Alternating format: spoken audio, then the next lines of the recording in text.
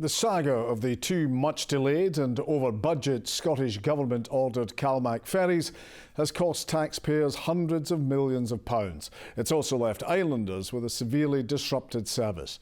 This coming Monday, one of the vessels, the MV Glen Sannox, is due to finally start carrying passengers and cars between Arran and Troon. We reflected on what that might mean for the island community with Sheila Gilmore, who sits on the Arran Ferry Committee and is also the Chief Executive of Visit Arran, and the Scotsman's transport correspondent Alistair Dalton, who has covered every twist and turn of the decade-long story. Sheila, Monday is set to be the big day for the ferry serving Arran, the new ferry. How are you and the people of Arran feeling about it? I think, John, it'd be fair to say there's a fair level of excitement about it. This has been a long wait, and I think we're really looking forward to seeing the vessel come into service. And no doubts that it's going to happen. You're pretty sure this is it. Well, we have to be confident. We've got to this stage, and you would like to think that surely if there was any doubt or debate about it at all, somebody would have let us know before now. There is a bit of an upheaval involved because obviously the whole service is moving to Troon for until the end of March. So until we get the Calais Isles back, actually. So I don't think they would have done all of that, surely, if they thought there was any doubt that it wouldn't be in service on the 13th. So, yeah. And Alistair, as we well know, we've covered off in Scotland tonight and plenty of other places. This whole saga has been beset by issues. How significant is Monday, do you think? I think it's going to be a really important milestone, not just because Glen Sannox is 6.5 years late and it will be Calmac's second biggest vessel, but also because this is the first time in a decade that Calmac has taken delivery of a brand new large ferry. It's been that long. And perhaps even more significantly, it will give Calmac for the first time in years a spare vessel. So when one of the ferries breaks down or goes out of service, they'll have a vessel to slot into the network rather than have to cause disruption as they move all the ferries around. Briefly, why has it taken 10 years? Well, it was an unusual and complicated design of ferry that had both diesel and gas of the type that goes into your central heating system to fuel it. It was also, the contract was won by a management at Ferguson Marine that I think had significant problems in the way that it was built, that they were building things in the wrong way, that involved triggering payments so they could get things done. The way it was described to me, it was like fitting out a kitchen. You put up the cupboards before you've plastered the wall. But why were there no other ships built even in that time elsewhere?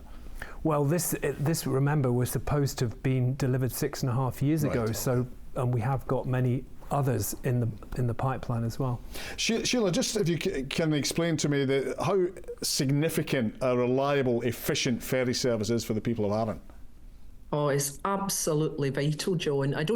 I honestly don't think anybody, unless you live in an island, you just cannot understand the reliability that the dependence on the ferry service. I mean, we need a reliable service, something that is, people know it is going to go all the time. We have people going to hospital appointments, people going off the island from the community to different meetings and things in the mainland. Equally, a lot of people coming to the island, visitors, but also, again, key workers, teachers, health and social care staff, that they need to know that the ferry is going to sail, and they need to know they can get a ferry. There's been huge issues with capacity. Arran has been taking some of the smaller vessels whilst all this has been going on, and that's really reduced the capacity and has proved problematic. So for us on the island, it's a reliable ferry service is absolutely paramount. I cannot stress that enough. I mean, it is a lifeline for us. Remember, our island doesn't have other options. We don't have an airport. It is the ferry. The ferry is our lifeline. And Alistair, you outlined some of the complications there. There have been a lot of actors associated with this whole saga. Where does the main accountability lie, in your opinion? Well, I think it was the management at Ferguson Marine which won the contract and built the ship in such a way that it has taken years to basically take it apart again and put it back together properly. Miles and miles of cabling pipe work made more complicated because of this gas system that is being used as well as diesel. I think that's the main thing, but there must also be question marks about how closely that contract was scrutinised by the Scottish Government company which owns and procures the ferries. You were talking, Sheila, about how important the ferry and reliable. You described that in great detail there. But there's also, you mentioned it's going to Troon, and that's not ideal. So that means, as I understand it, a reduction in services plus further complications once you get to Troon itself. I mean, there's nothing wrong with Troon per se, but for our service, it's problematic because we're trying to encourage people to leave their vehicles and come as foot passengers. The connectivity isn't quite there.